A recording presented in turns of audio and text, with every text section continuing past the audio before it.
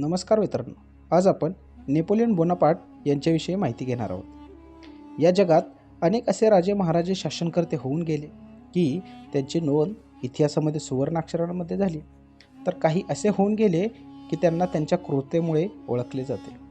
आज आपण अशाच एका शासनकर्ता योद्ध्याविषयी माहिती घेणार आहोत. त्याचे नाव आहे नेपोलियन बोनापार्ट. नेपोलियन बोनापार्ट यांनी जगातल्या एका मोठ्या भागावर अधिराज्य गाजवले होते.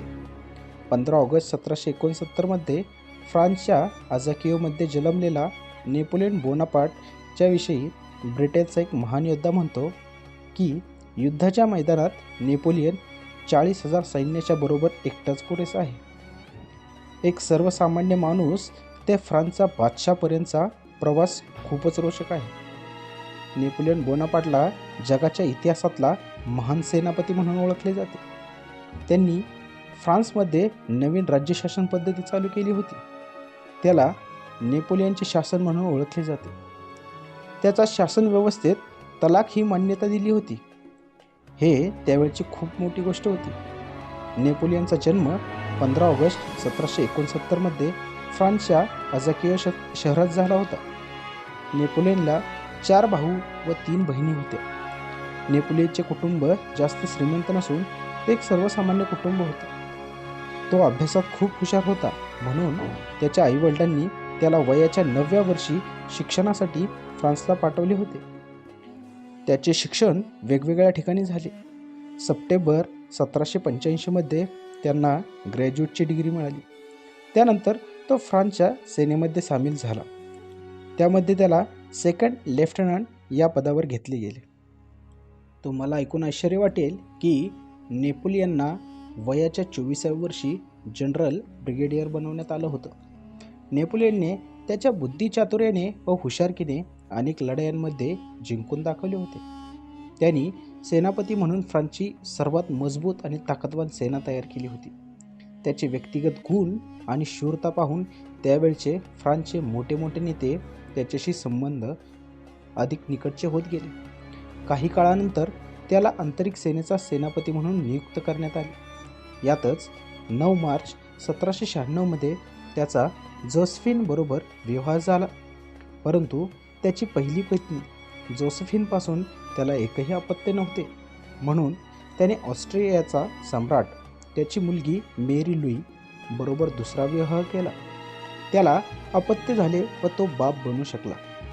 नेपोलियनने त्याच्या युद्धकौशल्याने फ्रान्सला त्याच्या शत्रूंपासून मुक्तता मिळवून दिली आणि अशा शूर आणि साहसीपणामुळे तो 27व्या वर्षी फ्रेंच आर्मी ऑफ इटलीचा सेनापती झाला आणि याचबरोबर त्याने सोर्डिनियावर विजय मिळवला आणि त्याचा प्रदेश फ्रान्समध्ये जिंकून घेतला. नेपोलियनची पुढची कामगिरी होती ऑस्ट्रियावर विजय मिळवायचा. त्यानंतर नेपोलियनने टोलरियावर पोपचे हस्ताक्षर घेऊन त्यांना फ्रान्सची अधीनता स्वीकार करण्यास भाग पाडले. यानंतर फ्रान्सने नेपोलियनला इंग्लंडवर कब्जा मिळवण्यासाठी पाठवले, परंतु इंग्लिश आर्मीने नेपोलियनचा विजयाचा रथ थांबवला. नेपोलियनने इजिप्तवर विजय मिळवून पूर्व एशिया ब्रिटिश उपशहरांवर स्वतःच्या अधिपत्याखाली आणण्याचा निश्चय केला होता. यावेळी 1798मध्ये 35,000 प्रशिक्षित सैनिकांना घेऊन कूच केली. यावेळी रस्त्यातील मालरा, पिरॅमिड, अलेक्झांड्रिया व नाईल नदीच्या तीरावर कब्जा केला. आता तो भारताच्या दिशेने चालला होता, पण ब्रिटिश नौसेनेसमोर नेपोलियनची हार झाली. त्यानंतर फ्रान्समध्ये आल्यानंतर त्याने राजनैतिक कुशलतेने क्वीन काउन्सिलेट सरकारची स्थापना करून स्वतःला तेथील शासक म्हणून घोषित केले. फ्रान्सच्या जनतेने 15 डिसेंबर 1799मध्ये नेपोलियन बोनापार्ट याला सम्राट म्हणून स्वीकार केला. त्याचबरोबर 25 डिसेंबर 1799 पासून त्याने देशाचे नवीन संविधान लागू केले. साल 1804मध्ये सिनेटने नेपोलियनला फ्रान्सचा सम्राट म्हणून स्वीकार केले. शासक बनताच देशाची अर्थव्यवस्था, शैक्षणिक शिक्षा, सैन्य व न्यायदान प्रणालीमध्ये आमूलाग्र बदल केला. 1914 पर्यंत सम्राट म्हणून नेपोलियनने अनेक चांगले बदल केले, पण बॅटल ऑफ लिब्स नंतर फ्रान्सच्या सम्राटच्या गादीवरून नेपोलियनला हटवण्यात आले व देशातून काढण्यात आले. त्यामुळे तो अल्बा द्वीप वर राहायला गेला. परंतु काही वर्षानंतर तो पुन्हा फ्रान्समध्ये गेला व त्याला पुन्हा सम्राट म्हणून लोकांनी स्वीकार केला. 1815 मध्ये वॉटरलू या युद्धामध्ये मित्र राष्ट्रांकडून त्याला हार मानावी लागली. त्यानंतर त्याने इंग्लंडसमोर आत्मसमर्पण केले. त्यामुळे त्याला सेंट हेलेना द्वीपवर पाठवण्यात आले.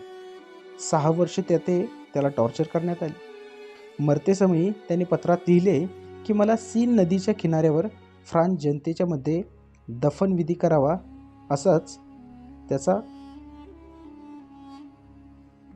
अशाच या शूर सेनापतीचा मृत्यू वयाच्या 52व्या वर्षी 5 मे 1821 मध्ये झाला.